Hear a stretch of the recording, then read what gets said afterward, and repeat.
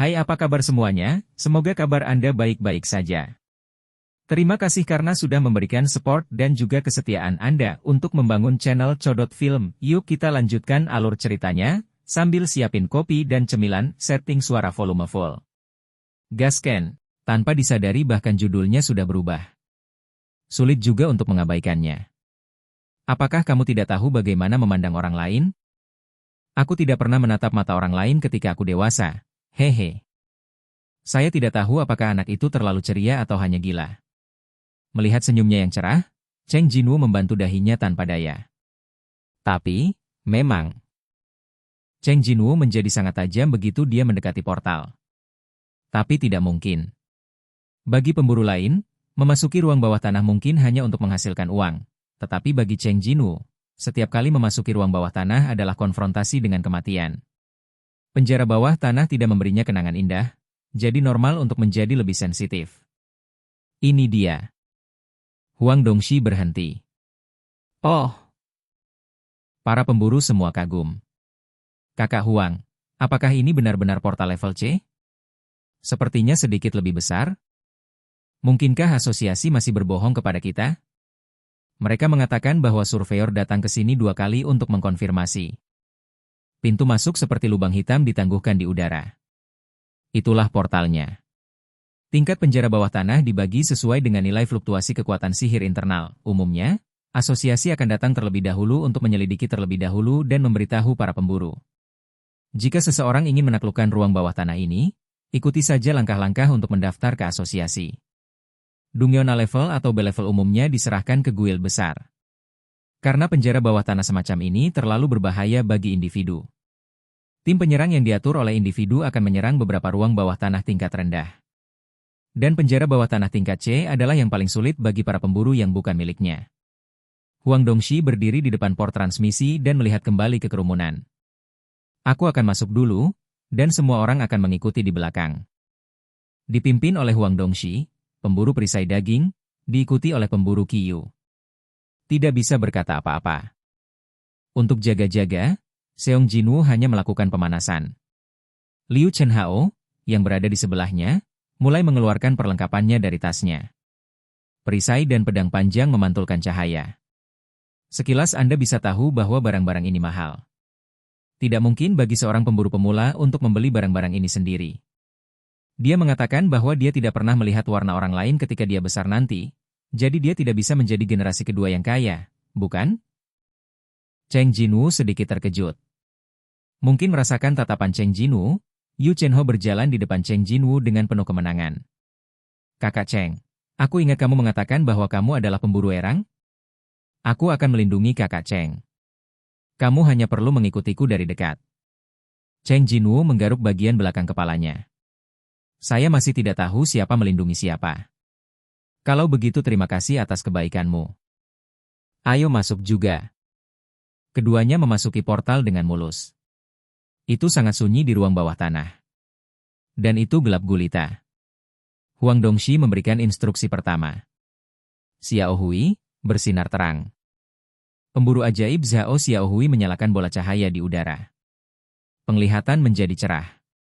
Huang Dongxi meletakkan tamengnya, merasa sedikit bingung. Apa-apaan ini? Di mana monster-monster itu ada di sini? Maksudnya. Dan itu gelap gulita. Secara umum, banyak mutiara bercahaya tertanam di gua kota bawah tanah sebagai sumber cahaya. Tapi tidak ada satupun mutiara malam di penjara bawah tanah ini. Liu Chenhao bertanya pada Cheng Xiaoyu dengan suara rendah. Saudaraku, apakah akan ada ruang bawah tanah tanpa monster? Diam. Cheng Xiaoyu memberi isyarat kepada Liu Chenhao untuk tidak berbicara dulu. Telinga Cheng Jinwoo bergerak sedikit, dia mendengar suara langkah kaki dari kejauhan. Cheng Jinwoo berkata, bukannya mereka belum datang, tapi mereka belum datang. Liu Chenhao menelan ludah dengan gugup saat mendengar kata-kata itu. Selangkah demi selangkah. Segera, orang lain juga mendengar suara itu. Baru pada saat itulah Huang Dongxi menyadari bahwa ada sesuatu yang salah. Berbicara tentang ruang bawah tanah tanpa cahaya? Apa yang hidup dalam kegelapan dan melompat ke cahaya? Huang Dongxi dan anggota timnya menjadi pucat. Itu serangga. Serangga beterbangan. Sial, kenapa itu bug? Teriak Huang Dongxi. Semuanya waspada. Mereka datang. Di depan, di ujung lain dari bagian ini, sekelompok besar benda dengan panik bergegas ke arah mereka. Ini bukan sarang semut, kan? Tutup mulut gagakmu. Di antara semua monster, jenis serangga adalah yang paling sulit dihadapi. Tidak hanya tidak mudah mati, mereka selalu muncul berkelompok, yang menakutkan adalah masing-masing memiliki kekuatan tempur yang sangat kuat.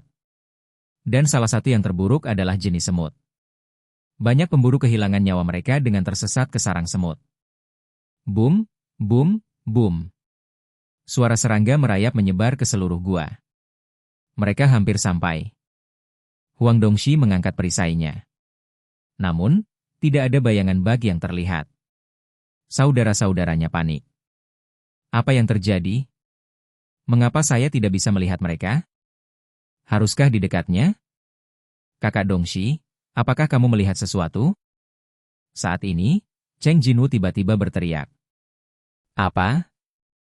Huang Dongxi tanpa sadar mendongak. Bang gemuruh. Serangga raksasa merangkak ke arah mereka dari atas. Jika mereka terlambat beberapa detik, serangga akan menimpa mereka. Saat melawan gerombolan monster ini, begitu formasinya pecah, mereka pasti akan mati. Jika sedikit kemudian, Huang Dongxi ketakutan. Seperti keberuntungan, semut tidak termasuk serangga yang menyerang mereka. Dia mengangkat suaranya dan berteriak. Tembak! Tembak mereka!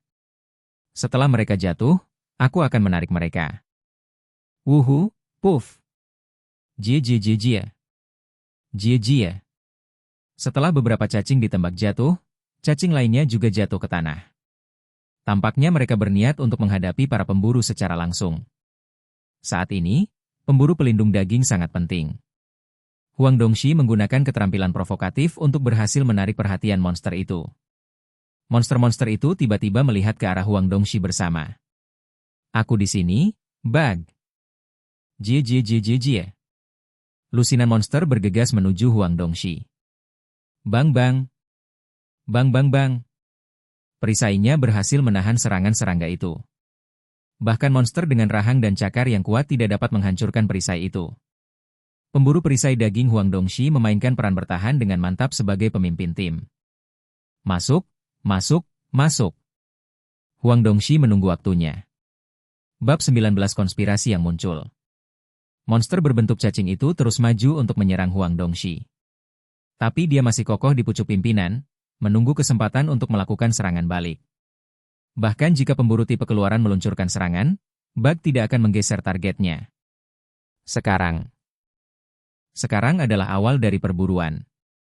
Inilah mengapa pemburu disebut pemburu. Oke guys, jangan lupa like, comment, share, and subscribe di channel Codot Film. See you next video, PHC out and bye-bye.